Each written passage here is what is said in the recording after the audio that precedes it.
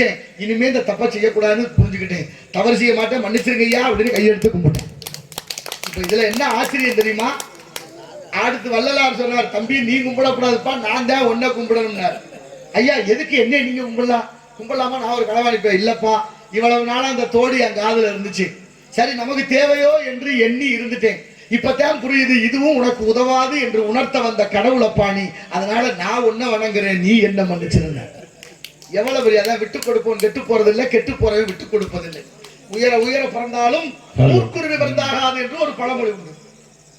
Kalaimamani S Arjunan ஒரு சார்பாக, ஒரு குடும்பத்தார் சார்பாக, கலைமாமணி எஸ் அர்ஜுனன் ஒரு குடும்பத்தின் சார்பாக அவருக்காக சில பாடல்கள் பாடச் சொல்லி ரூபாய் 500 அன்பளிப்பாக வழங்கி இருக்கிறார்கள். இங்கே நாரநாடு அன்பு சகோதரர் அவர்களுக்கு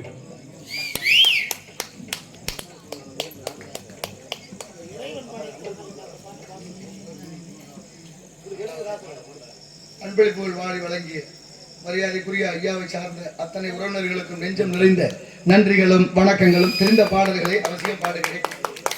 ஆமா, நிறைய கருத்துக்களை விதைக்கணுங்கிறது ஆசை. அதோட சேர்ந்த பாடல்களையும் பாடலாம். ராமையா அவர் சார்பாக ரூபாய் 101 அன்பளிப்பாக வழங்கியிருக்கிறார்கள். ஆசிரியர் பெருந்தகை ராமையா ஐயா அவர்களுக்கு நெஞ்சம் நிறைந்த நன்றிகளும் வணக்கங்களும். மிக்க மகிழ்ச்சி. ஆகையினால இந்த இடத்தினுடைய சிறப்பை பார்க்கின்ற அப்பேற்பட்ட வள்ளலார் மேல, அவள கருணை வாய்ந்த வள்ளலார் மேலேயே வழக்கு தமிழ்நாட்டில், அதுவும் கடலூர் நீதிமன்றத்தில் வழக்கறிஞர் முத்துசாமி ஐயர் நீதிபதி வெள்ளக்காரர் நீதிபதி உத்தரவு நீதிமன்றத்துக்கு வள்ளலார் வரணும்னு வழக்கு தொடுத்தவர் யார் தெரியுமா? ஆறுமுக நாவலர் தலைமையில 13 பேர்.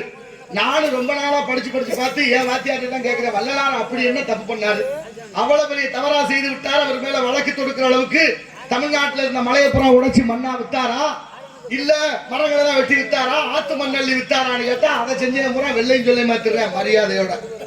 ஆனா பாலா போன இந்த உலகத்துல வள்ளலார் மேல வழக்கு எங்க போய் சொல்ல? அப்ப நியாயம் எங்க இருக்கு, நீதி எங்க இருக்கு, நாம எல்லாம் என்ன பண்ணிக்கிட்டு இருக்கோங்கிற சிந்தனை வேண்டும் இல்லையா?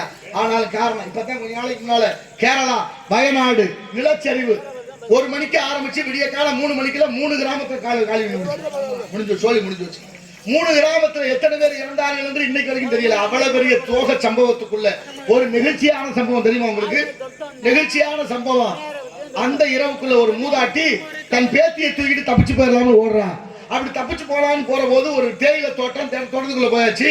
ஆனா அங்க ஒரு பெரிய வேதனை, 5 யானை நிக்குது, காட்டு யானை தந்தங்களோட பெரிய பெரிய யானையா நிக்குது. அதை பார்த்து பயந்து போய் கையெடுத்து கும்பிடுறான். அந்த துயரத்துல இருந்து இந்த பிஞ்சை காப்பாத்த இங்க ஓடி வந்தேன், நீங்க எல்லாம் நிக்கிறத பார்த்தா அச்சமா இருக்கே, தயவு செய்து எங்களை காப்பாத்துங்கன்னு கையெடுத்து கும்பிட்டா. ஆச்சரியம் என்ன தெரியுமா? விடுகிற வரைக்கும் அந்த 2 உயிருக்கு அந்த 5 யானைகள் தான் பாதுகாப்பு. ஆச்சரியம் இல்லையா? இதை விட ஒரு நிகழ்ச்சி இந்த உலகத்துல நடந்திருக்குமா? 5 யானை 2 உயிரை விடிய விடிய பாதுகாத்திருக்கு. காலையில ராணுவ வீரர்கள் வந்ததுக்கு அப்புறம் தான் அது ஒதுங்கி போச்சா. அப்படின்னா என்ன அர்த்தம்? விலங்கு எல்லாம் மிருகம் பூரா மனிதனா மாறிடுச்சு, மனுஷன் பூரா மிருகமா மாறிக்கிட்டு இருக்கேன். ஆண்டவன் படைப்புல எல்லாருக்கும் 6 அறிவு தானே. என்ன அங்கேயும் இங்கேயும் பாக்குறீங்க? சந்தேகம் இருக்கு. 6 அறிவு தானேன்னா இல்லையோன்னு ஒரு எச்சம் வந்துருச்சு கேள்வி. ஏன்னா சில பேருக்கு 5 அறிவான், சில பேருக்கு 4 அறிவான். எதை முதல்ல செய்யணும், எதை பின்ன செய்யணும், எதை எப்படி செய்யணுங்கிற கணக்கு தெரியணும் இல்ல.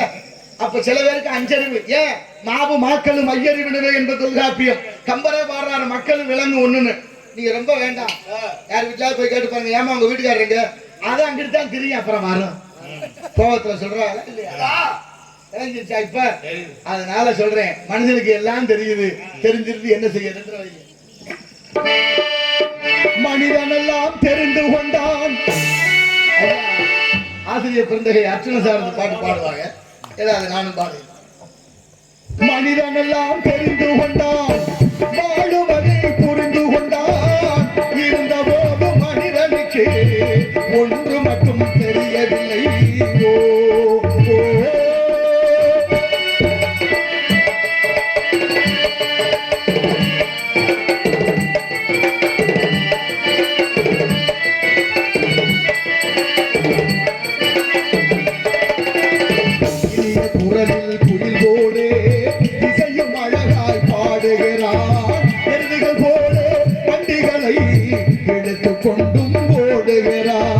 இனிய குரலில் குயில் போலே இசையும் அழகாய் பாடுகிறான், எருதுகள் போல வண்டிகளை எடுத்துக் கொண்டு ஓடுகிறான். வனத்தில் வாழும் பறவைகள் போல் வானி பறந்து திரிகின்றான். வனத்தில் வாழும் பறவையை போல் வாணி பறந்து திரிகின்றான். இருந்தபோது மனிதனுக்கு ஒன்று மட்டும் தெரியவில்லை. ஓ, மனிதனெல்லாம் தெரிந்து கொண்டான். வாழுவதை புரிந்து கொண்டான். இருந்த போது மனிதனுக்கு ஒன்று மட்டும் தெரியவில்லை. ஓ, ஓ,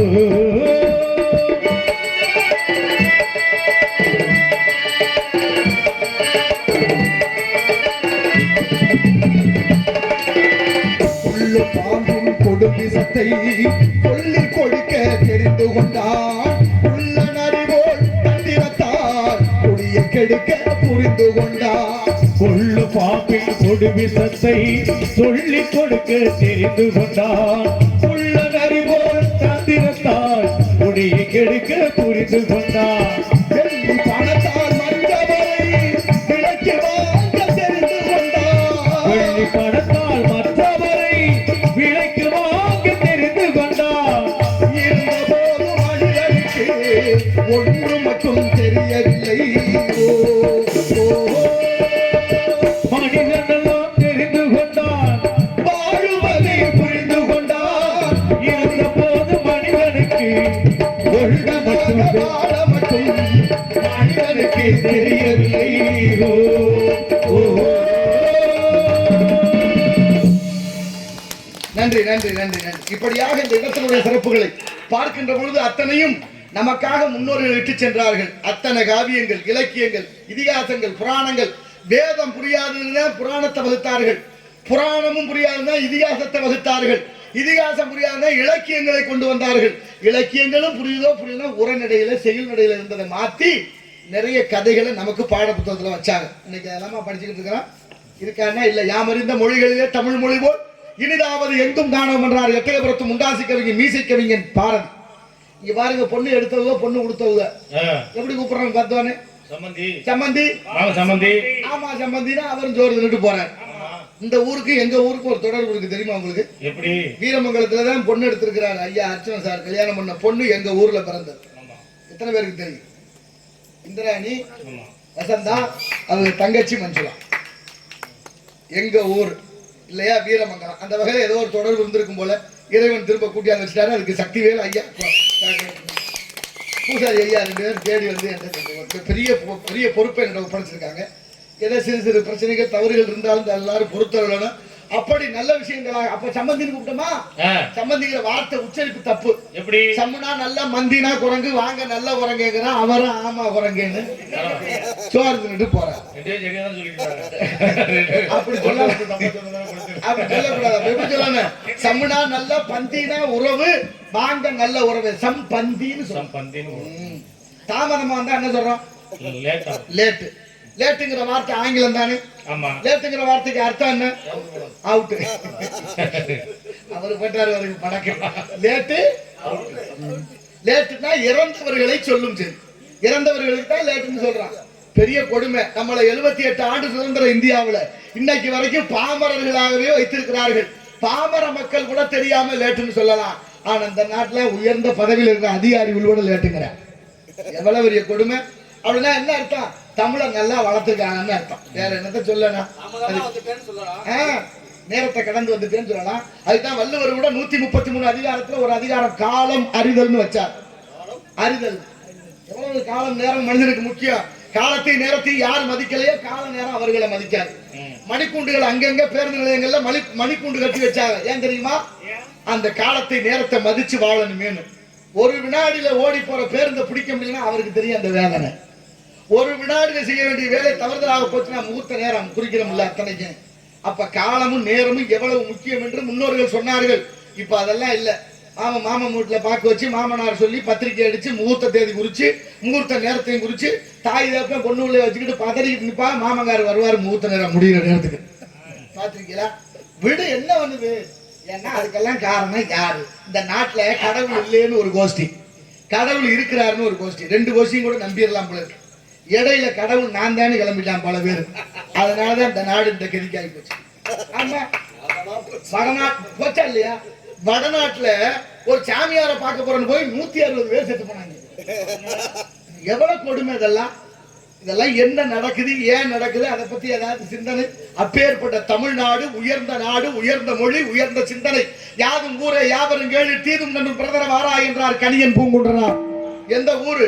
சிவகங்கை மாவட்டம், அந்த திருப்பத்தூர் அருகில் உள்ள மகிவாளன்பட்டி என்ற சின்ன கிராமம். அந்த கிராமத்தில் பிறந்த புறநானூற்று புலவன் பாடிய வாசகம்தான் யாதும் ஊரே யாவரும் கேளு தீதும் நன்றும் பிரதர வாரா என்பது. எங்க இருக்கு தெரியுமா? இன்னைக்கு ஐக்கிய நாடுகளின் ஒன்றியமான ஐநா சபையில் இருக்கு. ஐநாவில் தமிழ் இருக்கு. யார் கொண்டு போய் சேர்த்தது? 78 ஆண்டு சுதந்திர இந்தியாவில் எத்தனை ஜனாதிபதிகள் இருக்கிறார்கள், இருப்பார்கள். எந்த ஜனாதிபதிக்கும் தமிழ் மீது பற்றில்லை, தமிழ் மீது அக்கறை இல்லை, தமிழ் மீது பாசம் இல்லை. நமது பக்கத்து மாவட்டமான ராமநாதபுரம் மாவட்டம் ராமேஸ்வரத்தில் பிறந்த முன்னாள் ஜனாதிபதி ஐயா அப்துல் கலாம் ஐயா அவர்களுக்கு அந்த தமிழ் மீது கொண்ட பற்று ஐநாவில் முழங்கினார். வெள்ளக்கார மிரண்டுவன வச்சிருக்கேன். அமெரிக்கா நயாகரா நீரருவி தமிழ்ல வச்சிருக்கேன் நல் வரவுன்னு. தமிழ் உயர்ந்த மொழி என்று அவர்களும் கருதி விட்டார்கள். தெரியுது அவங்களுக்கு. உலகத்துக்கே மூத்த மொழி. ஆனா இங்க நிலைமை அப்படி இல்லை. ஆனா சப்பானிய பல்கலைக்கழகம் யாதும் ஊரே யாவர்கள் என்ற வாசகத்தை 2 மொழியில, ஒன்னு அவர்கள் மொழி, இன்னொன்று நமது மொழி தாய்மொழியாக இருக்கு. அது மட்டுமா, செருசலேம் கிறிஸ்தவர்களுக்கு உகந்த இடம். 10 கட்டளையை மொழிபெயர்த்து உலக மொழிகளை தேர்வு செய்த நிறைவாக நம்ம மொழி தாய்மொழி முதலாவது கல்வெட்டு இருக்கு. எப்படி வேணாலும் பார்த்துக்கலாம், வலைதளங்களில் தட்டி பாருங்க. சிங்கப்பூர் ரூபா நோட்ல 3வது இடத்துல தமிழ் இருக்கு. இந்திய ரூபா நோட்ல எத்தனாவது இடத்துல தமிழ் இருக்குன்னு பாருங்க. எப்படி இருக்க? 13வது இடத்துல எண்ணிக்கிட்டே இருக்காரு. அப்படி ஒவ்வொன்றும் ஒவ்வொரு விதமாக சிந்திக்க வேண்டியதாக இருக்கிறது. என்ன ஒரு கொடுமை! லண்டன்ல பசுமாடு அம்மானு கத்துதான். ஆமா, லண்டன் மாடுனா அம்மானு கத்தலாமா? அது மம்மின்னு கத்திருக்கணும், இல்லைன்னா மதர்ன்னு கத்திருக்கணும். அம்மானு கத்தி பிடிச்ச ஏன்? லண்டன் மாட்டுக்கு தெரிஞ்சிருக்கு தமிழ் மொழியோட சிறப்பு என்னன்னு. லண்டன் மாடு தமிழை மதிக்குது. தமிழ்நாட்டுல பல எரும மாடுகள் தமிழை தொலைச்சதுதான் மிச்சம். தமிழ நாட்டிலையும் தமிழ் இல்ல, தமிழ நாட்டிலையும் தமிழ் இல்ல, தமிழ வீட்டிலையும் தமிழ் இல்ல. யார் வீட்டுல தமிழ்ல பேர் வச்சிருக்கோமா? நாகரிகம், யாசிகா, அபர்ணா, தர்ஷினி, மகிஷா, சர்மா, குருமா, வருமானு பேர் வைக்கிறான். குருமானு அவர் சொல்லுவார், குருமானு வை, உனக்கு யோகம் வரும்னா நம்ம நம்புவேன். இது வரைக்கும் 78 ஆண்டு காலமா நம்பித்தானே இந்த கதியில இருக்கிறான். மாத்தி மாத்தி நம்புறான். இதுக்கு இடையில மாறுதல் ஏதாவது வந்திருக்கான்? எப்ப பாரு திருடங்கையிலே சாவியை கொடுத்துட்டு நம்மள வாய பிறந்துக்கிட்டு ஆடு இருக்காங்க. நான் ஒண்ணும் சொல்றதுக்குல்ல, நமக்கு எனக்கு பெரிய இடத்து பொல்லாப்பு, அரமனை கோழி முட்டை அம்மிக்கெல்லாம் உடைக்க. ஆமா, நம்ம அதெல்லாம் தாங்குமான்னு தெரியல, உலகம் போற போக்கு. ஆனால் இந்த தமிழ் எவ்வளவு உயர்ந்த தமிழ்! யாசிகானா என்ன அர்த்தம்? யாசகம்னா பிச்சை, யாசிகானா பிச்சைக்காரின்னு அர்த்தம். தர்சினா அமாவாசைன்னு அர்த்தம். மகிஷானா எரும மாடுன்னு அர்த்தம். அது போல ஒவ்வொரு பேருக்கு ஒரு அர்த்தம் இருக்கு. அதெல்லாம் பிரச்சனை இல்லை. வடநாட்டு சுதந்திர போராட்ட வீரர்களுடைய பெயர்களை நம்ம வீட்டு பிள்ளைகளுக்கு பார்த்துக்கோமா? காந்தி, நேரு, பகத்சிங், சுபாஷ் சந்திரபோஸ், சிவாஜின்னு பேர் இருக்கு. அம்பேத்கர் பேர் கூட இங்க இருக்கு. யாராவது ஒருத்தர் வடநாட்டுக்காரன் நம்ம நாட்டுல உள்ள பாபு சிதம்பரம் பிள்ளை, கப்பலோட்டிய தமிழன், பாரதி, கக்கன், காமராஜர் யார் பேரையாவது வடநாட்டுக்காரன் வச்சிருக்கானா? இல்ல இல்ல. அப்ப நீங்க ஏன் எல்லாரும் பேரும் இங்க வச்சிய? வரலாறு எப்படி எழுதப்படும் யோசிக்கணும். அப்ப அத்தனையும் சிந்தனைக்குரிய விஷயங்கள் எத்தனையோ நடக்குது. ஆனால் நம்ம மேலை நாட்டு நாகரிகங்கிற பேர்ல உணவு பூரா நஞ்சா போச்சு. விதை இல்லாத பழங்கள், மரபணு மாற்றப்பட்ட காய்கறிகள், மரபணு மாற்றப்பட்ட அரிசி. நீங்க விதை இல்லாத திராட்சை நிறைய கொடுக்குறேன், காசை குறைச்சு கொடுக்குறேன்னு வாங்கி சாப்பிடுறீங்க. நாளைக்கு பிறக்க போற பிள்ளைகளுக்கு விதை இல்லாம போகுது. உண்மை அது, நானா சொல்றேன், ஆய்வு சொல்லுவேன். அத்தனையும் எச்சரிக்கை சொல்லிக்கிட்டு தானே இருக்காங்க. நம்ம அதை தேடுறது, நல்லதை தேடுறதே இல்ல. எது சீக்கிரம் கெட்டு போவோமோ அதைத்தான் தேடிக்கிட்டு இருக்கிறோம். அதனால ஒவ்வொருத்தரும் ஒவ்வொரு விதமாக சிந்திக்க வேண்டும். அப்படிப்பட்ட பண்பற்றவர்களாக நாம் எல்லாம் மாறுவதற்கு எத்தனையோ இலக்கியங்கள், இதிகாசங்கள். சில பேர் சொல்றேன் பழமையை பிடிச்சாச்சு, அடையே பழமை வாதம். ஆமா, எத்தனை விஞ்ஞான காலத்துல இதை போய் பேசி. விஞ்ஞானம் எங்க இருந்து வந்துச்சு தெரியுமா? விஞ்ஞானமே ஆன்மீகத்துக்குள்ள இருந்தா வெளியில வந்துச்சு. உதாரணம் ஒண்ணு சொல்றேன். ராமாயணத்துல கம்பர் பாடுறார், அணுவில் சதகூறு அப்படின்னு பாடுறார். அணுங்கிறது எவ்வளவு? கடுகு கண்ணுக்கு தெரியும். அணு கண்ணுக்கு தெரியுமா? கண்ணுக்கு தெரியாதது அணு. இன்னைக்கு அணு உள்ள ஆராய்ச்சின்னு வச்சிருக்காங்கல்ல, அங்க கூடங்குளம் மின் நிலையம், அணு மின் நிலையம், கல்பாக்க அணு மின் நிலையம் வச்சிருக்காங்கல்ல. இந்த அணு கண்ணுக்கு தெரியாது, வெடிச்சு பகிர்ந்துச்சுன்னா எத்தனையோ உயிர்கள் சேதமாகும். அப்பேற்பட்ட அணு அதுல கூறு போட்டு பார்த்தா 100 கண்டுபிடிச்சிட்டாரு. யாரு? கம்பன். எப்ப? 2000-3000 ஆண்டுகளுக்கு முன்னால அணுவில் சதகூறு, சதம்னா 100 கூறுன்னு அவர் பாடிட்டாரு. இன்னைக்கு அறிவியல் பாடம் படிக்கிற நம்மளோட பிள்ளைகளை கேட்டு பாருங்க, அணுவில் 96 காண்கள் தான் இருக்கு, அதுக்கு மேல இல்ல. 4 கண்டுபிடிக்க முடியல இன்னும். அப்புறம் என்ன ஒரு விஞ்ஞானம், புடுங்கின விஞ்ஞானம். அப்ப எது முன்னே எது பின்னே யோசிக்கணுமா வேண்டாமா? அப்படிப்பட்ட சிந்தனையோடு நல்ல யதார்த்தத்தோடு வாழ்வதுதான் வாழ்க்கை. அந்த வாழ்க்கை தான் சிறக்கும். அந்த வகையில் இந்த இடத்தினுடைய சிறப்பை பார்க்கின்ற பொழுது உயர்ந்த இடத்தில் இருக்கும் போது உலகம் உன்னை மதிக்கும். உயர்ந்த இடத்தில் இருக்கும் போது உலகம் உன்னை மதிக்கும். உன் நிலைமை கொஞ்சம் இறங்கி வந்தால் நிழலும் கூட மிதிக்கும். மதியாதா தலைவாசல் புரியாதே மானமுள்ள மனிதனுக்கு அப்பை சொன்னது அதில் அர்த்தம் உள்ளது.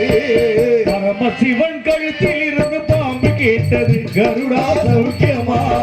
யாரும் இருக்கும் இடத்தில் இருந்து வந்தால் எல்லாம் கருடன் சொன்னது அதில் அர்த்தம் உள்ளது.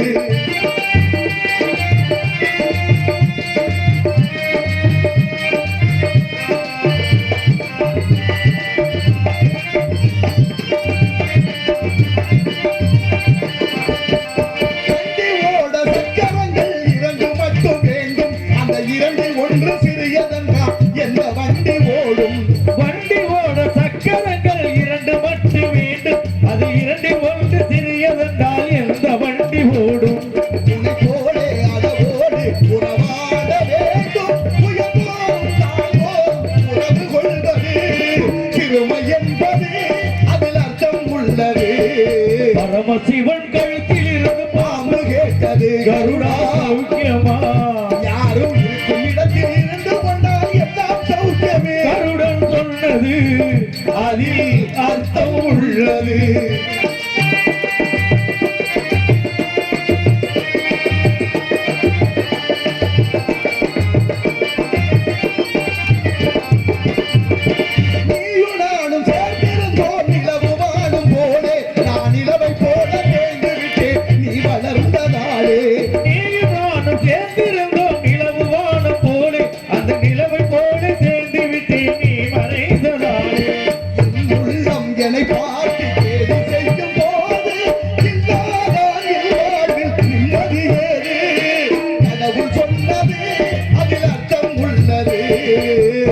சிவன் கழுத்தில் இருந்து பாம்பு கேட்டது கருடா சௌக்கியமா. யாரும் இருக்கும் இடத்தில் இருந்து வந்தால் எல்லாம் சௌக்கியமே. கருடன் சொன்னது அதில் அர்த்தம் உள்ளது. கருடன் சொன்னது அதில் அர்த்தம் உள்ளது. நன்றி நன்றி நன்றி நன்றி. எடுப்பு என்று சொன்னால் அதற்கு எதிர்ப்பு தேவை. ஏற்ற பாவை செய்கிறார்களா கலாச்சேவை என்று பற்றத்து கவனிப்போம். நாராயண நமக. ராகத்தோட என்ன ராகம் பாருங்க. அது வேற அந்த ஆளோல வேற இந்த ஆளோல வேற. வெளியில வா அப்படி பேசி ஆளோலம் சோ ராகத்தோட ராசாத்தினா ராஜா கொண்டாட்டின்னு நினப்பு இருக்கும்ல. இருக்கத்தானே வேணும். என்ன கண்ணு தெரியாட்டாலும் கண்ணாயிரம்னு பேர் வைக்கிறேன். என் பேர்லயாவது கண்ணு ஆயிரம் இருக்கு. வாங்க நிறைய யோசிச்சுக்கிட்டே இருக்கேன். அதையும் சொல்லிடுவா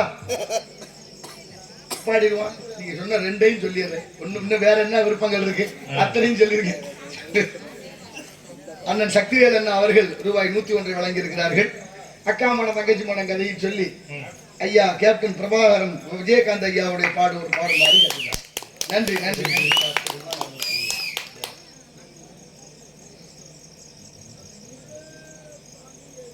முத்துவேல் பருவதம் வாகவாசல் மரியாதைக்குரிய இருவரும் சேர்ந்து எனக்கு ரூபாய் 501 வழங்கி இருக்கிறார்கள். முத்துவேல் பருவதம் பருவதம்னா மலை. நல்ல விஷயம். அன்பளி புழங்கிய மரியாதைக்குரிய பாசமிகு அன்பு உள்ளங்கள் அனைவருக்கும் நன்றி. குடும்பத்தார்களுக்கு நன்றி. உளமார்ந்த வணக்கம் வணக்கம். அப்படி இந்த இடத்துல ஆலோலம் சோ என்று பண்பாடி கொண்டிருக்கின்றால் பெண்மகள் வள்ளி. யாருக்காக? முருகனுக்காக. இங்க பாருங்க, நம்ம எல்லாம் படிக்கும் போது பாட புத்தகத்துல மாவீரன் அலெக்சாண்டர்னு ஒரு கதை இருந்துச்சுல்ல. மாவீரன் அலெக்சாண்டர் அவர் பெரிய வீரன். மாவீரன் பேரே மாவீரன் அலெக்சாண்டர். பல நாடுகளை தன் கைவசப்படுத்தி வச்சிருந்தேன். அப்பேற்பட்ட வீரன் சாக போற நேரத்துல ஒண்ணு சொல்றேன். எப்படி நான் சாக போறேன்? நான் இறந்து போனா என்ன சவப்பெட்டிகளை வச்சு தூக்குவீங்கல்ல. தூக்கும் போது யாரையும் வேற ஆளை தூக்க விடக்கூடாது. இந்த நாட்டுல உயர்ந்த மருத்துவர் தான் தூக்கணும்னு ஒரு உத்தரவு போடுறேன். சரின்னு ஒத்துக்கிட்டாங்க. ரெண்டாவது சொல்றேன், சவப்பெட்டிகளை உடம்ப வச்சு கை ரெண்டையும் இப்படி ஒட்டி வைக்காம கையை